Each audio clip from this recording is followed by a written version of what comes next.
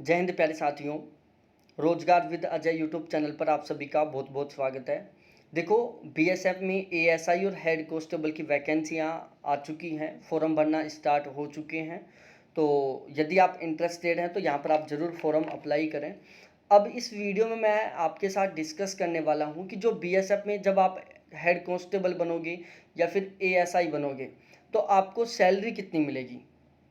सबसे मेनली मुद्दा होता है सैलरी। तो आपको सैलरी कितनी मिलेगी, इसके ऊपर हम बिल्कुल डिटेल से चर्चा करने वाले हैं। और यहाँ पर मैं ये जो सैलरी बताने वाला हूँ ये 2022 की सैलरी स्लिप के अकॉर्डिंग है। जो फिलहाल में 2022 में सैलरी मिल रही है उसके अकॉर्डिंग मिलेगा। ठीक है, तो यहाँ पर मैं आपको बिल्कुल डिटेल से सारी चीज़ें समझाने वाला हूँ। सबसे पहले मैं लेके चलता हूँ बीएसएफ हेड कांस्टेबल को। देखो, इसमें दो चीज़ें होती हैं। पहला होता है एक ट्रेनिंग पीरियड में अलग सैलरी मिलती है, ट्रेनिंग पीरियड के बाद में अलग मिलती है। ट्रेनिंग पीरियड में आपको एक्स्ट्रा कुछ अलाउंस नहीं मिलते, केवल बेसिक सैलरी होता है, डीए होता है और एचआरए होता है। जैसे आपका ट्रेनिंग कंप्लीट हो जाता है उसके बाद में कुछ और भी अलाउंस हो जाते हैं, डिडक्शन होने लग जाता है, कटौती होने लग जाती है सैलरी में। पूरा डिटेल से पढ़ेंगे, बिल्कुल सेम ऐसा ही होता है एएसआई में। तो देखो, जो बीएसएफ हेड कांस्टेबल है, पे लेवल 4 है इसका। और इसका जो बेसिक पे है वो 25,500 से 81,100 रुपये तक है। बेसिक सैलरी होती है टर्निंग पीरियड में। टर्निंग पीरियड की हम बात करें 25,500 रुपये। फिलहाल में डीए मिल रहा है 34%। तो 34% तो 25,500 का 34% निकालते हैं तो 8670 रुपये आता है। ठीक है, इसके अलावा एक इनको RM और मिलता है, राशन मनी अलाउंस मिलता है, इनको खाने का मिलता है रेगुलर। तो वो इनके अकाउंट में नहीं ट्रांसफ़र होता। वो होता क्या है, देखो, जब ये रेगुलर खाना खाते जाते हैं कैंटीन में तो वहाँ से रेगुलर उनका पर डे कटता जाता है अमाउंट। फिक्स एक पर डे फिक्स अमाउंट होता है, वो कटता जाता है। तो इनको पूरे एक महीने का मिलता है 3568 रुपये। ठीक है, इसको पर डे में कन्वर्ट करके और पर डे के अकॉर्डिंग इनके अकाउंट से काट लिया जाता है वो। ठीक है, हाँ, जब ये 2-3 महीने की जब छुट्टी पर आते हैं तो उस टाइम ये इनके अकाउंट में ट्रांसफ़र कर दिया जाता है। ठीक है, ध्यान रहे, इनको ये जो राशन मनी अलाउंस है वो छुट्टी पर इनके अकाउंट में ट्रांसफ़र कर दिया जाता है, क्योंकि ये खाना तो खाते नहीं है, छुट्टी पर है, तो इसलिए इनके अकाउंट में ट्रांसफ़र कर दिया जाता है। ये एक बहुत ही पॉजिटिव पॉइंट है। तो इस तरीके से टर्निंग पीरियड में इनकी जो ग्रोस सैलरी है वो बनती है 27,268 रुपये। ठीक है, ठीक है। इसके अलावा कुछ डिडक्शन होते हैं, जैसे CGHS होता है, CGEGIS होता है और CPF अमाउंट होता है। तो ये जो CPF अमाउंट होता है ये रिटायरमेंट के समय इनको वापस मिल जाता है। तो जितना कटता है, जैसे 3674 रुपये कटा, तो इतना ही गवर्नमेंट अपनी तरफ से मिलाएगी। 3674 कटा, 3674 गवर्नमेंट अपनी तरफ से मिलाएगी। और जब ये रिटायरमेंट लेके आएंगे तब विद इंटरेस्ट इनको रिटर्न कर दिया जाएगा। तो इस तरीके से डिडक्शन को शामिल करते हुए और इनकी जो ग्रोस सैलरी है इन सभी को मिलाकर ग्रोस सैलरी है 37,268 रुपये। डिडक्शन हुआ ये इनकी कटौती हो जाएगी। तो ट्रेनिंग पीरियड में हेड कांस्टेबल को इन हैंड सैलरी मिलती है 33,284 रुपये। ठीक है, अब हम बात करते हैं जब ये ट्रेनिंग कंप्लीट कर लेते हैं उसके बाद में। देखो, बेसिक सैलरी 31,400 रुपये हो जाती है ट्रेनिंग कंप्लीट करते ही। डीए 34% मिलता है बेसिक सैलरी का, तो 10,676 रुपये इनका डीए हो गया। इसके अलावा इनको एक हेयर कट अलाउंस मिलता है 35 रुपये का, जो सभी को सेम मिलता है। ऐसा नहीं है कि जो हायर पोस्ट वाले हैं उनको ज़्यादा मिलेगा, बिल्कुल 45 रुपये मिलता है। फिर आप चाहे कटवाओ, चाहे कहीं से भी कुछ भी कटवाओ, इनको 45 रुपये मिलता है। RMA राशन मनी अलाउंस मिलता है इनको 3568 रुपये, जो सभी को सेम मिलता है क्योंकि वहाँ पर कैंटीन सेम होती है। इसके अलावा RHA मिलता है इनको 6,000 रुपये। TPT अलाउंस मिलता है इनको 2106 रुपये। सोप टॉयलेट अलाउंस मिलता है इनको 45 रुपये। रम अलाउंस, बहुत सारे लोग बोलते हैं ना कि इनको दारू बहुत मिलती है, रम अलाउंस इनको केवल 68 रुपये मिलता है। आप चाहो तो रम पी सकते हो, नहीं चाहो तो कोई दिक्कत नहीं, ये आपके अकाउंट में रहेगा। और इसके अलावा H R A central government के अकॉर्डिंग अलग अलग तरीके से मिलता है।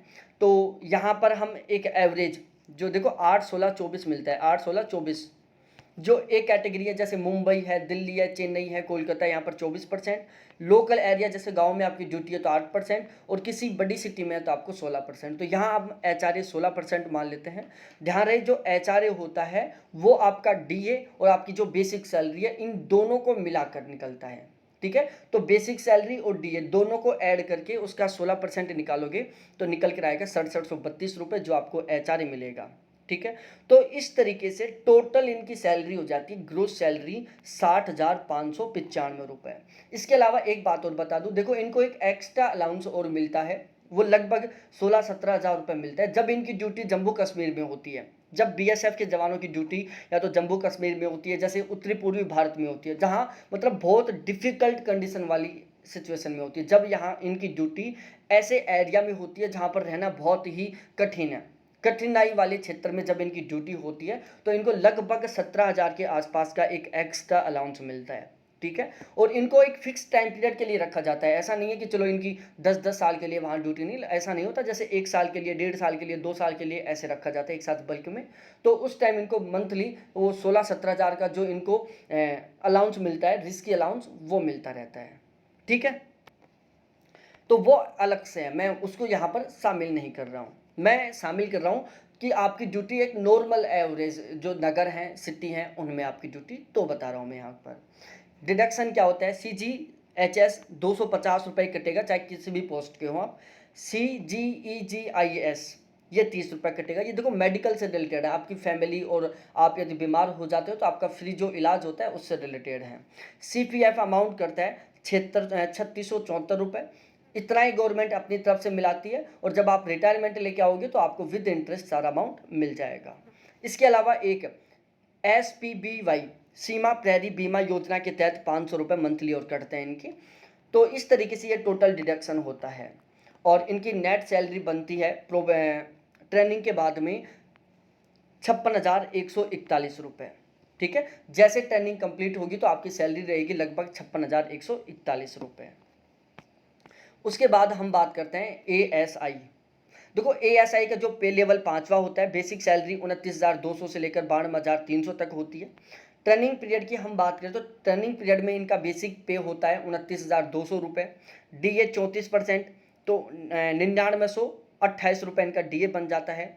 RMA राशन मनी अलाउंस है, वही 3568 रुपये। तो इस तरीके से जो ASI का ट्रेनिंग पीरियड में जो ग्रोथ सैलरी है वो बनता है 42,696 रुपये, जिसमें डिडक्शन होता है CGHS का 250 रुपये, CGEGIS का 30 रुपये, और CPF अमाउंट करता है इनका 4,088 रुपये, जो इनको रिटायरमेंट के समय वापस मिल जाता है। इतना ही अमाउंट गवर्नमेंट अपनी तरफ से ऐड करती है। ध्यान रहे ये फिक्स नहीं है कि इतना ही कटे, आप चाहो तो इसमें एक्स्ट्रा और कटवा सकते हो। बहुत सारे लोग होते हैं जो एक्स्ट्रा कटवा लेते हैं कि भाई अब हमारे ज़्यादा खर्चा की ज़रूरत है नहीं, ज़्यादा रुपए की ज़रूरत नहीं है, इसलिए हम ज़्यादा कटवा लेते हैं, रिटायरमेंट में ज़्यादा मिल जाएंगे।